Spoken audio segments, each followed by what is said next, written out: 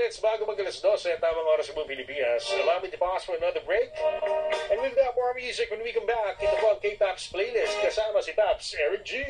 Approve yan sa radyo. Mga haka-haka tungkol sa mga isyu ng bayan, ang Timano, bibigyang linaw. Ano naman po ang komento dun sa sinasabi naman ng ilan na lumalabas na mga issues? Kumpirmadong mga kasagutan, ang Timano, ibabalita. Hihingi lang po kami ng update. Ano na po ang pinakahuling utos sa atin? Balita, ang Timano, kasama si Robert Mano, tuwing Sabado, alas 8 ng umaga, sa Teleradyo Serbisyo at Radyo 630. Ikaw rin, pwedeng magtagumpay sa trabaho, sa negosyo, sa buhay. Kakayanin mo. Matuto kung paano sa Aprubia. Kasama si Danny Buenafe. Tuwing linggo, alas 8 ng umaga sa Teleradyo Serbisyo at Radyo 630. Sa buhay. Praktikal na mga solusyon sa mga isyu sa tahanan. Hanapan natin ng kilos kung paano tayo aahon. At tips para maging balanse at magaan ang araw-araw.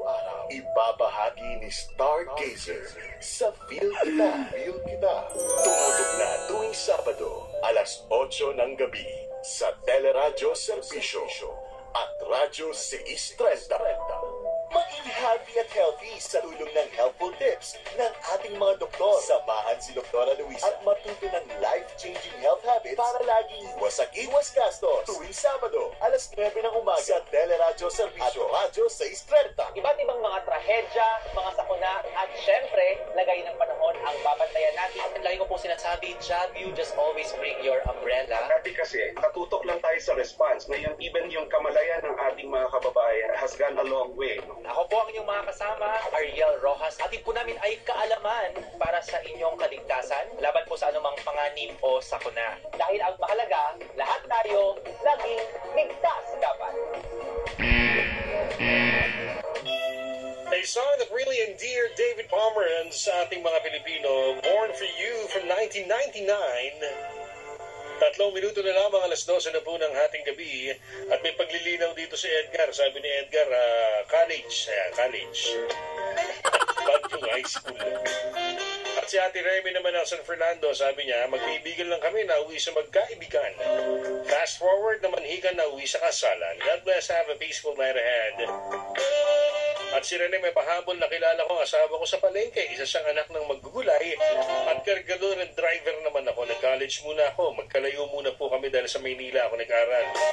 Puro sulat pa ang uso dati. Ngayon, isa akong loyal na lalaki at may mapagmahal na asawa. Good for you. Paano? Babay na muna, ha? Bukas tayo magsama-sama umuli alas 8:30 ng gabi hanggang alas 10 para sa Sunday edition ng K-Paps playlist. Antabayanan, Private Talk, susunod na. Manatiling nakatutok sa Radyo 630 at Teleradyo Serbisyo. Babay muna, si Paps Eric G. Bye-bye. Radyo 630. Sir Ray Valera with Kahit Maputi Na Ang Buhok Ko. K-Pops playlist. OPM. Oh, EPM mo. Bringing us to 9:55 on the clock right now.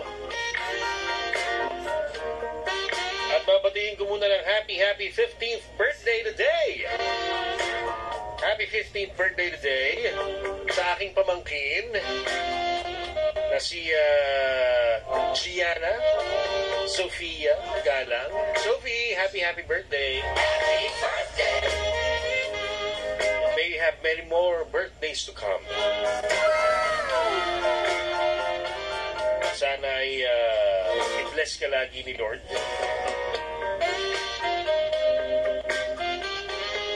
Para lagi kang happy.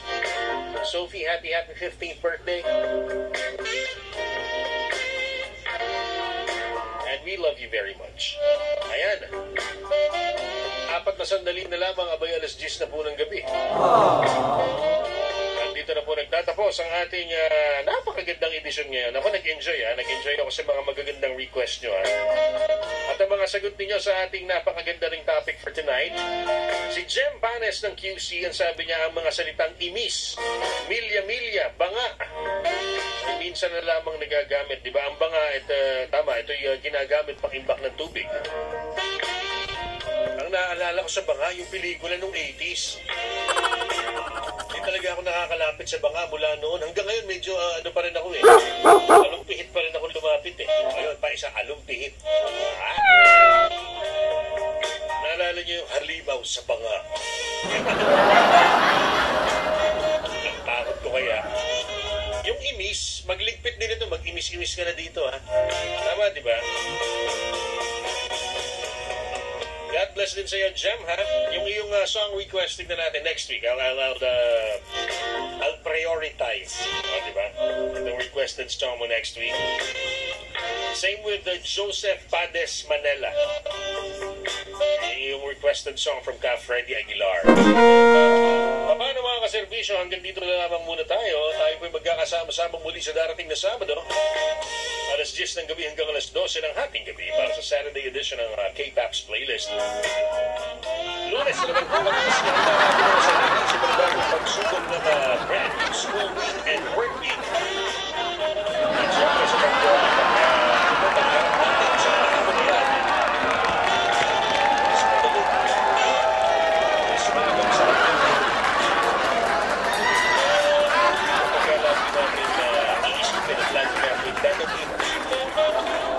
Ang Panginoon ay lagi kasama-sama. Huwag tayo makakalimot tumawag sa kanya. Magpasalamat. Magpuri.